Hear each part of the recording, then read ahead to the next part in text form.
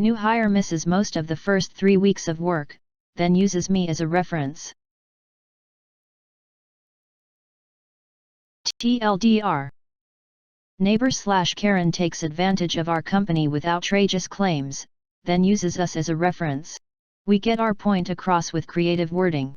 Karen continues to use us as a reference and was clueless we protected fellow business owners. Let's call her Karen, just because it fits. She came in and applied for a job, and when I looked at her resume and application, I realized she knew some of my old neighborhood friends and schoolmates. She interviewed well, so I gave her a job.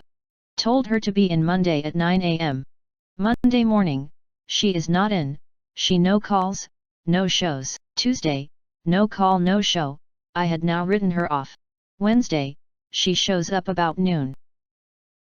Claims she was in her basement Sunday night and her brother was working out and he accidentally knocked her out during his intense workout. She claimed her doctor told her she had a concussion and she should stay home for a couple days. She had no doctor's note, no marks on her head, but thinking her story was so off the wall it could almost be true, I let her come to work the next day.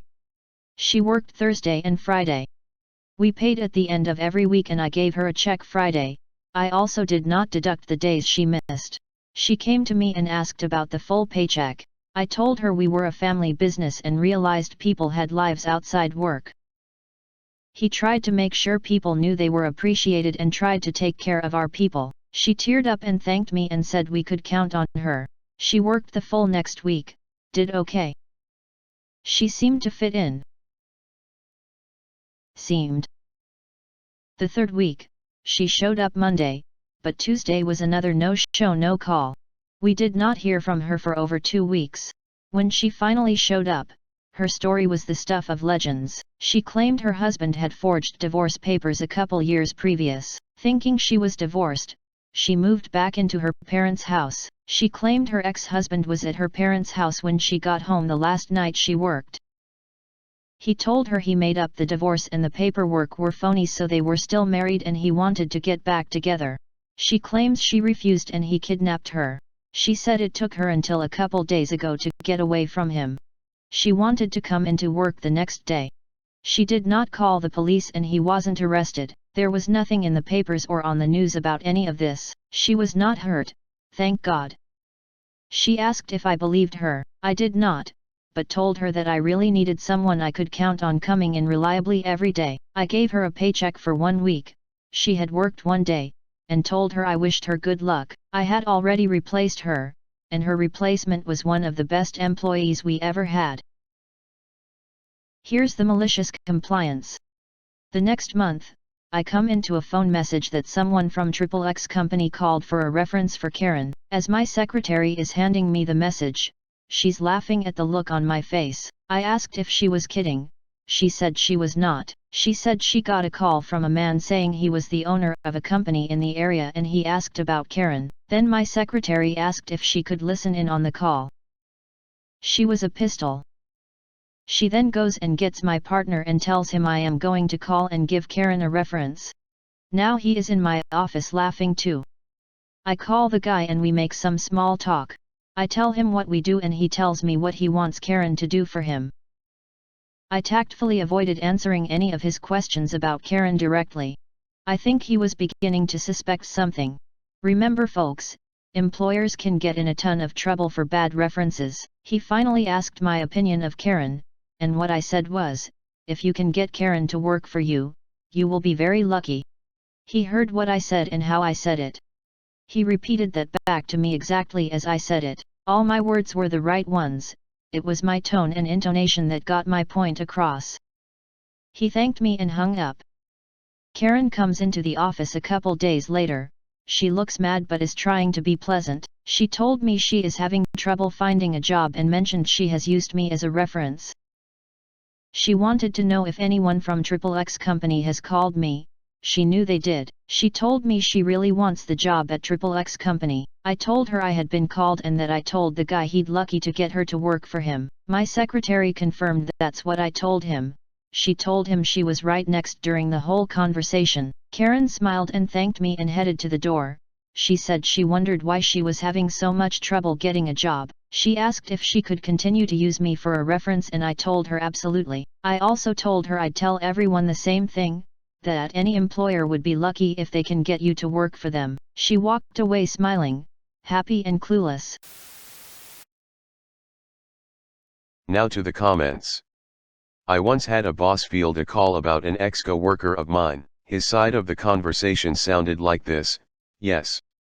Yes, he worked here. Now before you start asking questions, I want to tell you that we have a policy about not saying anything negative about previous employees. That's all I have to say about so and so. I knew an HR manager at my old job who, when asked for a reference for a bad ex-employee, would answer every question with "so and so was with us from 200x to 200x. Was he a good worker? So and so was with us from 200x to 200x. Any problems with other staff? So and so was with us from 200x to 200x. Usually, the caller got the idea pretty quickly. This is what I did. All I can legally tell you is he worked here from 200x to 200x, held the position of assistant manager, and is ineligible for rehire as per company policy. Well, can you tell me what kind of a worker he w? All I can legally tell you is he worked here from 200x to 200x, held the position of assistant manager, and is ineligible for rehire as per company policy. But I was hoping, between you and me, if he, all I can legally tell you is he worked here from 200x to 200x, held the position of assistant manager, and is ineligible for rehire as per company policy. Do I make myself clear? Absolutely. And thank you very much, sir. Once fired a girl for stealing $1,000 out of the register and only returning $300. She then tried to claim unemployment from us and my boss had a great laugh at that. OP replied, "Yes. I have also been told we cannot tell another employer that they stole unless we actually filed criminal charges. Lawyers suck." Seems like a good rule to me. I don't want people alleging crimes that they have never documented, and the accused has never had an option to clear themselves from. Not being able to give a scathing review doesn't hurt you at all, while being able to make serious accusations with impunity can ruin lives. Smooth viciousness. I love it. OP replied, "Worst part was, we really liked her." It's annoying, isn't it? We had a great guy working for us, everything you could ask for.